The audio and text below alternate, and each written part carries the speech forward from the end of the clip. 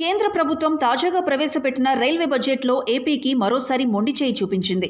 AP ప్రజల దీర్ఘకాలిక demand అయిన విశాఖపట్నం రైల్వే జోన్కు సంబంధించి ఈ ఏడాది కూడా సరైన కేటాయింపులు జరగలేదు. అంతేకాదు విశాఖ జోన్ విషయంలో తప్పంతా ఏపీ ప్రభుత్వానిదే అన్నట్లు రైల్వే శాఖ మంత్రి అశ్విని వైష్ణవ్ ఆశ్చర్యానికి గురిచేశారు. రైల్వే జోన్ కోసం ఏపీ ప్రభుత్వం భూమి కేటాయించాల్సి ఉందని చెబుతూనే కేంద్ర ప్రభుత్వానికి ఉన్న నిర్లక్ష్యాన్ని తెలియజేశారు. వాస్తవానికి కేంద్ర మంత్రి చెప్పిన 52 ఎకరాల భూముల కేటాయింపునకు రైల్వే జోన్ వ్యవహారానికి అస్సలు సంబంధమే లేదు. 52 ఎకరాలను రైల్వేకు అప్పగిస్తూ వైసీపీ ప్రభుత్వం ఇప్పటికే నిర్ణయం తీసుకుంది.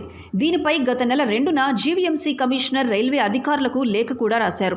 దీంతో కేవలం ఒడిశాలోని బీజేపీ రాజకీయ ప్రయోజనాల కోసమే రైల్వే మంత్రి ఏపీ ప్రభుత్వంపై నిందలు మోపుతున్నారని ఏపీ నేతలు మండిపడుతున్నారు.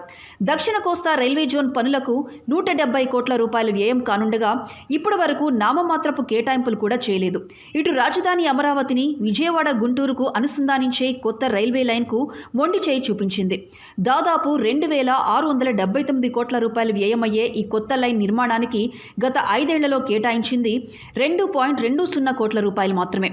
అది కూడా కేవలం భూ సర్వే కోసమే ఉపయోగించారు.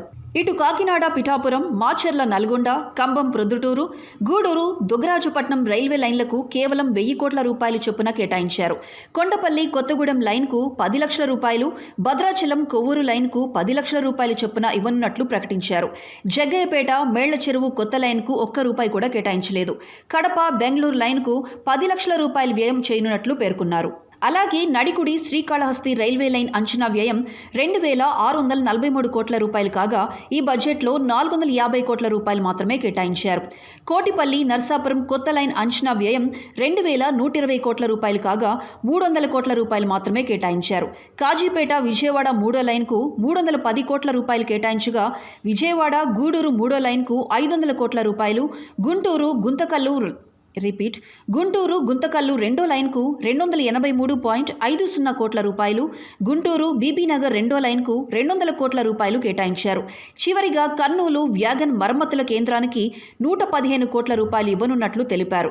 మొత్తం మీద ఏపీలోని దక్షిణ మధ్య రైల్వే జోన్లో విజయవాడ, గుంటూరు, గుంతకల్లు డివిజన్లు, తూర్పు కోస్తా రైల్వేలోని వాల్తేరు డివిజన్కు కలిపి బడ్జెట్లో కేటాయించింది కేవలం 9138 కోట్ల రూపాయలు మాత్రమే.